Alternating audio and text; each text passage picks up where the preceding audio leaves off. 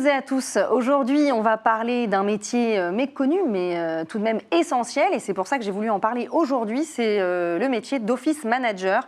Et pour ça, on a le plaisir de recevoir Mélissa Brogui, Office Manager entre 2015 et 2024. Aujourd'hui, elle est dirigeante de l'école Rubik School Paris. Et surtout, elle est coprésidente de Boom Best of Office Manager. C'est une association nationale des Office Managers qui est née en 2021 pour valoriser, fédérer et soutenir ce métier qui est en pleine évolution. Bonjour Mélissa, bienvenue. Bonjour Claire, merci pour l'invitation. Mais je vous en prie, c'est vraiment un plaisir. Alors avant de parler de Boom, j'aimerais qu'on comprenne un peu mieux votre parcours et ce qui vous a amené finalement à vouloir vous investir dans cette mission qui est collective. Alors déjà, pour devenir Office Manager, quelle formation et pourquoi vous, personnellement, vous avez choisi ce métier à un moment donné dans votre vie ? Alors, on est beaucoup à être arrivé sur ce métier-là un petit peu, j'allais dire, par opportunisme, parce qu'on a eu une opportunité, qu'on a intégré ce métier-là et on s'est vraiment formé sur le tas. Aujourd'hui, c'est l'immense majorité des office managers qui sont en poste. Donc, c'est encore une possibilité. Maintenant, on estime que c'est d'autant mieux quand on peut avoir une formation pour pouvoir intégrer ce métier-là, parce qu'on va permettre aux gens d'avoir tous les blocs de compétences que comprend l'office management, d'autant plus aujourd'hui où de plus en plus le métier est vraiment vu comme un rôle stratégique dans l'entreprise, avec toute une notion de posture aussi, de fondamentaux qu'on doit apporter autant que faire se peut aux personnes qui vont intégrer ce métier-là. Et puis on rajoute aussi de plus en plus d'outils d'intelligence artificielle et d'automatisation qui vont aussi permettre à l'office manager de se concentrer sur les tâches à haute valeur ajoutée. Et c'est pour ça qu'avoir une formation, c'est vraiment pertinent. Donc vous, par exemple, vous avez fait quoi comme formation pour faire ce métier-là ? L'école de la vie. C'est la meilleure. Hein. Je fais partie de celles qui ont intégré le métier par opportunité et qui se sont formées sur le tas, qui ont appris en faisant. C'est quoi l'opportunité que vous avez eue ? En 2015, on m'a appelée pour pouvoir intégrer une entreprise en tant qu'à l'époque assistante administrative, donc j'ai foncé. Ça avait l'air plutôt sympathique. Juste qu'on précise, du coup, assistante administrative, c'est pas office manager. Enfin, sur le nom. Techniquement, c'est pas office manager. Maintenant, dans Paris, on a un espèce de microcosme avec toutes les startups qu'on peut avoir qui comprennent plutôt très bien ce poste d'office manager. Dès qu'on sort de cet endroit-là, c'est un peu plus compliqué de comprendre l'intitulé. Et du coup, on va parfois retrouver des office managers qui sont cachés sous d'autres intitulés, tels qu'assistant, assistante administrative, de direction, polyvalent, etc. Oui, polyvalent, c'est intéressant parce qu'on décrit justement souvent le poste d'office manager comme un métier 360, ultra polyvalent. Selon vous, qu'est-ce qui en fait sa force, mais qu'est-ce qui en fait parfois aussi sa difficulté ? Alors, sa force, c'est justement ce côté polyvalent, parce que ça va vraiment permettre... On a des profils humains dans l'office management avec des personnes qui ont justement cette recherche du polyvalent, de ne pas s'ennuyer, de chercher toujours un nouveau projet, d'être vraiment dans l'écoute, dans l'entraide, de pouvoir trouver des solutions à toutes les problématiques, de pouvoir anticiper. C'est vraiment ce qu'on retrouve auprès de ces personnes-là en termes vraiment de comportement et de soft skills. Par contre, ce qui va en faire aussi la difficulté, c'est typiquement ça aussi. C'est la volonté d'aller chercher toujours plus loin, de vouloir toujours plus aider. Et parfois, on se charge un peu trop la mule. Donc, on s'épuise. On s'épuise. Ok. Aujourd'hui, en tout cas, vous êtes dirigeante de cette fameuse école Rubik School Paris, qui est où ? Elle est à Paris. Oui, à Paris. Mais où à Paris ? Actuellement, rue d'Aboukir. Ok, très bien. Alors, pourquoi ce choix, justement, d'avoir voulu ouvrir votre propre école ? Est-ce qu'il y en avait une déjà qui existait ou est-ce que vous êtes la fondatrice de ce concept ? En fait, Christelle Pélissard, en 2024, a ouvert la première école de Rubik School à Lyon. Elle a contacté justement l'association Boom pour pouvoir co-créer le programme de formation. Sa volonté, à ce moment-là, c'était vraiment de pouvoir permettre de créer un programme de formation qui soit au plus proche de la réalité du métier, des enjeux des entreprises et aussi avec une petite vision de qu'est-ce qu'il va y avoir dans le futur pour qu'on puisse anticiper ce qui sera nécessaire dans le poste de l'office management. Et donc Christelle contacte l'association Boom pour pouvoir co-créer ce programme. Je l'accompagne, elle me propose de venir former les premières promotions, ce que je fais en descendant à Lyon. Et puis en fait, je lui ai dit, entre nous, si jamais tu veux ouvrir Paris, je suis hyper partante. Okay. Donc c'est ce qu'on a fait. Et j'ai ouvert Paris au mois de mai 2025. D'accord, bravo. Merci. Alors, si on doit justement résumer les missions d'un office manager, ce sont lesquelles ? Alors, il y a beaucoup de missions différentes. Il faut savoir qu'il n'y aura jamais ou très rarement une fiche de poste type avec les mêmes missions pour les mêmes office managers, parce que ça va beaucoup dépendre de la typologie de l'entreprise, du secteur d'activité et de la place qu'on laisse aussi à l'office manager. Cependant, on peut retrouver un squelette qui est assez ressemblant pour tous et toutes les office managers, où on va retrouver de l'administratif, des services généraux, des RH, de la pré-comptabilité et de la finance, on va retrouver de la communication et de l'événementiel, et j'ai rien oublié. Ok, très varié. C'est très varié. Ok. C'est un métier qu'on peut faire à distance? Eh bien, écoutez Claire, il se trouve que je l'ai exercé moi-même à distance, bon, en étant freelance, mais j'ai quelques connaissances qui peuvent l'exercer aussi en étant en CDI, salarié à temps plein, quasiment en full remote, donc en full de télétravail, en complet télétravail. Donc ça se fait. C'est très rare, mais ça se fait. Quelles sont les raisons pour lesquelles vous avez dû faire ce poste? Alors moi, donc, dans l'expérience que j'ai eue précédemment en CDI, en fait, un handicap m'est tombé dessus, hein, j'ai envie de dire. Donc j'ai le dos complètement HS aujourd'hui. Bon, j'arrive à faire plein de choses, mais j'ai un vrai handicap au niveau du dos qui ne prévient pas quand il m'impose le repos ou la station couchée. Et en fait, mon employeur de l'époque m'a gentiment montré la porte. Donc j'ai essayé de trouver une autre entreprise derrière en CDI. Ça a été beaucoup trop compliqué.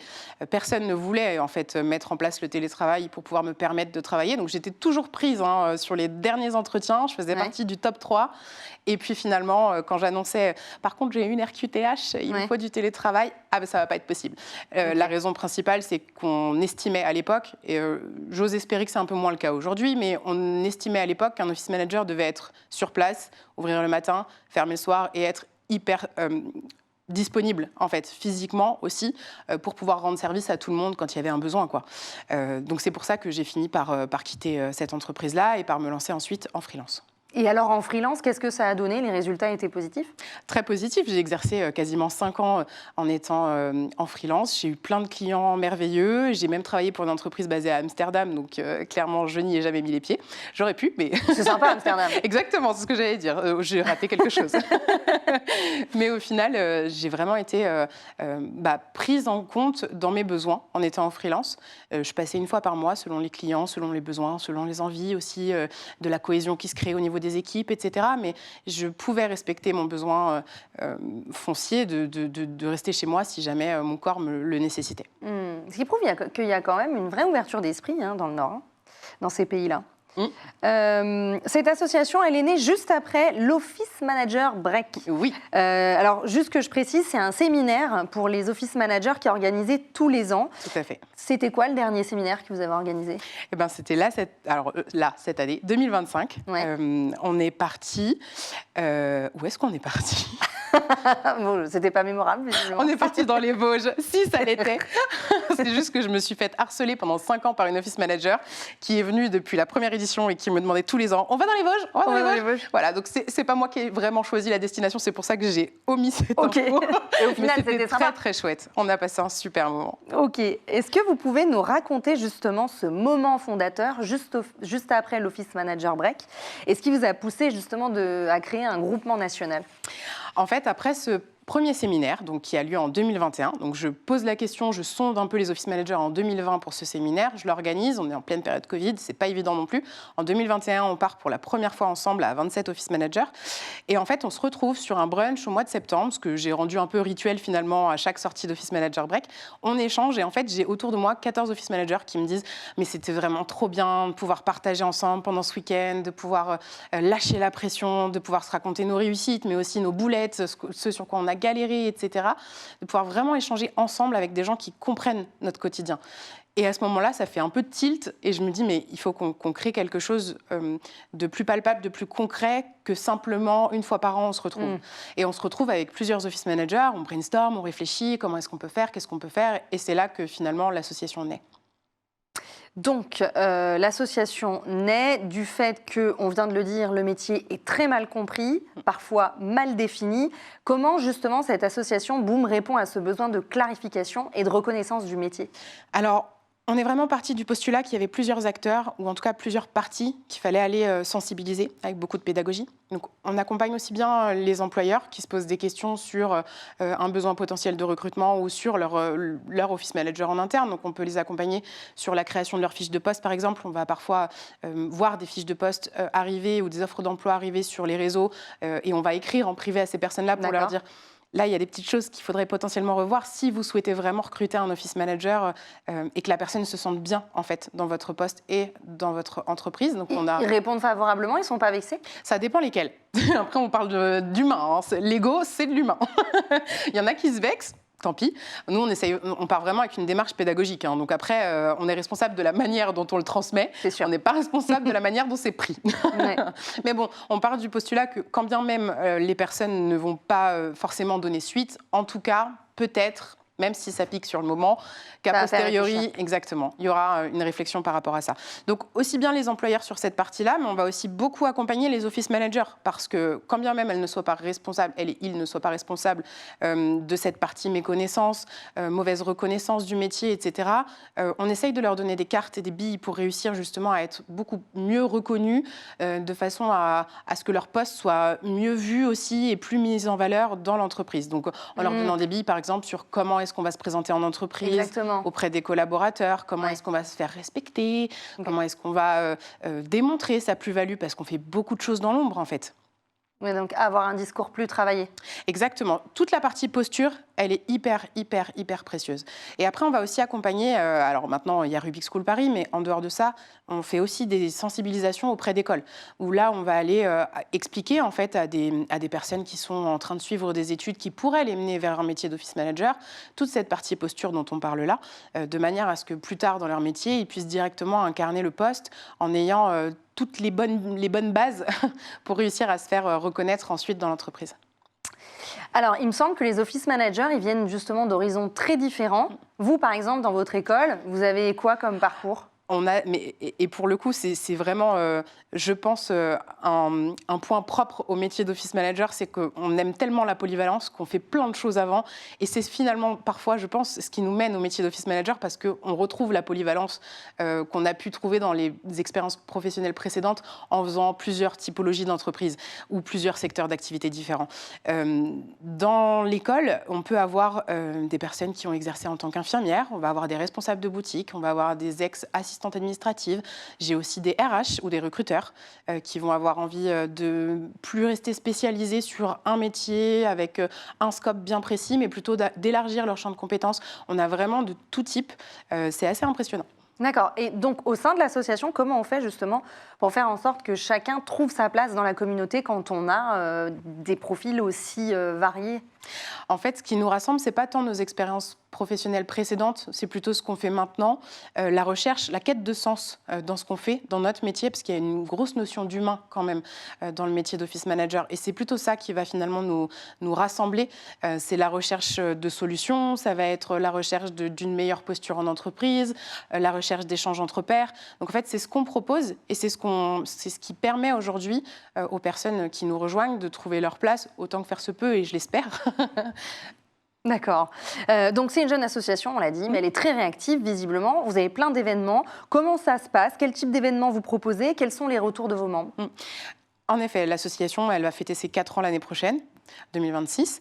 On a plusieurs typologies d'événements, chacun avec un but finalement assez précis. On va avoir toute une partie, une catégorie d'événements qui ont purement un objectif ludique, entre guillemets, de vraiment on se retrouve entre nous et on apprécie de se retrouver. Il n'y a pas de visée pédagogique, on va dire. Donc sur ces moments-là, on va avoir par exemple des after-work, donc on appelle les blabla-boom, où on se retrouve autour d'une planche, d'un verre, et puis on va pouvoir échanger comme ça de manière plutôt informelle. On va avoir la soirée d'Halloween, par exemple, où là, c'est pareil, on se retrouve et en fait, ça nous permet aussi de faire découvrir des partenaires, donc des prestataires, notamment cette année où on a pu faire découvrir un lieu, un traiteur. Donc voilà, ça nous permet ça. Et puis ensuite, on va avoir des événements qui ont plus une visée montée en compétences, où là, on va organiser des soirées. Par exemple, la dernière, au mois de juin, on a organisé un after-work QVCT, donc qualité de vie et conditions de travail, où on a fait intervenir des acteurs autour de ce domaine-là pour pouvoir apporter de la connaissance et de la compétence aux office managers qui ont participé à cet événement. Sur 2026, on organise un afterwork RSE, donc toujours dans cette idée de pouvoir apporter de la connaissance et des outils concrets à utiliser très rapidement en entreprise. Après, on va aussi organiser des live experts, donc ça c'est vraiment dédié uniquement à nos membres. En visio, entre 1h et 1h30, on accueille un expert sur une thématique précise qui va pouvoir apporter là aussi de la compétence et de la connaissance aux office managers en visio pour que ça puisse toucher tous tous nos membres, toutes nos membres qui sont en France. Quelles sont vos ambitions pour la communauté ? On aimerait beaucoup réussir à augmenter le lien qu'on a avec chaque personne de l'association. Aujourd'hui, on travaille toutes bénévolement. On a énormément de membres et on essaye de faire en sorte que tout soit fait dans l'association, qu'on puisse faire plein d'événements et plus encore sur cette partie justement pédagogie, connaissances, compétences, parce qu'on voit que c'est aussi ce qui sert énormément et ce qui est très très apprécié dans l'association. Donc on aimerait vraiment accentuer sur cette partie-là, tout en réussissant à garder un vrai lien avec chaque personne. Et c'est peut-être ce qui est le plus compliqué aujourd'hui pour nous, parce qu'on grandit très vite, mais comme je le disais, on est toutes bénévoles. Donc, c'est du temps qu'on utilise sur nos week-ends, sur nos soirées. Et parfois, il nous manque un peu ce côté, entre guillemets, care, j'ai envie de dire, de réussir à être dans l'individualité avec nos membres. C'est plus difficile aujourd'hui et c'est ce qu'on aimerait retrouver. Donc, je dirais qu'on a 3 objectifs au sein même de l'association. Le premier, ça va être ce côté justement d'être de plus en plus proche de chacun et chacune de nos membres. Au niveau national, c'est d'aller toucher de plus en plus de régions. On organise le Boom Tour à cet effet. Donc, c'est plusieurs groupes de membres de l'association qui vont se déplacer en région dans la France pour pouvoir aller à la rencontre et organiser justement des moments sympathiques et créer des petites communautés. D'accord. C'est bénévole aussi ? Tout est bénévole. Tout est bénévole. Donc on organise ces boom tours-là justement pour pouvoir aussi créer des communautés partout en France. Ça, c'est le deuxième objectif. Et le troisième objectif, et je vous les donne comme ça, mais c'est pas, le premier n'est pas forcément le premier sur la liste. Hein. Et le troisième, je dirais que c'est de réussir à continuer justement à faire reconnaître le métier, continuer à le valoriser et à permettre aussi à de plus en plus d'office managers de réussir ce job-là, de se faire reconnaître, entendre et respecter en entreprise, parce que je pense que parfois, c'est ce qui peut mener à de l'épuisement. Vous êtes combien au sein de l'association ? On est plus de 150 aujourd'hui. Ok, très bien. On vous souhaite que ça grandisse encore cette année Merci. et les années d'après. En tout cas, chez Boom, vous avez à cœur justement de prendre soin de chacun et d'être au plus proche de chacun. Et c'est pas pour rien, parce que vraiment la bienveillance, c'est ce que vous mettez en avant au sein de votre association, le bien-être dans la communauté. Moi, j'ai cru comprendre que vous aviez aussi une passion pour les combis pilou-pilou. Est-ce que justement, votre secret pour incarner cet esprit tranquille, est-ce que c'est votre secret ou est-ce que c'est une tradition que vous comptez imposer comme dress code officiel des office managers ? C'est une très bonne idée, Claire, je la garde. Pour le prochain événement RSE, tout le monde en combi pilou-pilou, ce sera le dress code imposé. C'est la vie, le dress code pilou-pilou. Pardon, voilà. Par avance, si vous me regardez, vous allez devoir vous, vous mettre en pilou. Je dirais que c'est de votre faute.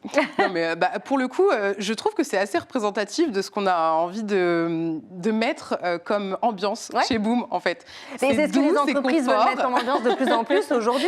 Oui. C'est-à-dire, on vient au bureau pour faire comme chez soi et être encore mieux que chez soi parfois. Idéalement. Donc le pilou-pilou, si c'est apprécié par certains, pourquoi pas ? Idéalement. Mais c'est doux, c'est confortable, on est au chaud. Dommage qu'on n'ait pas la photo. Tiens, peut-être que si vous allez me l'envoyer la photo, je vais peut-être faudrait soudoyer des gens. Bon, en tout cas, merci beaucoup Mélissa Brogui pour cet échange qui était riche, inspirant, un vrai parcours inspirant. En tout cas, on retient que le métier d'office manager est un pilier essentiel du fonctionnement interne des entreprises. C'est un métier qui est polyvalent, c'est un métier qui est humain, stratégique aussi, il ne faut pas l'oublier, et qui mérite pleinement d'être reconnu à sa juste valeur. Donc, merci. Merci Claire.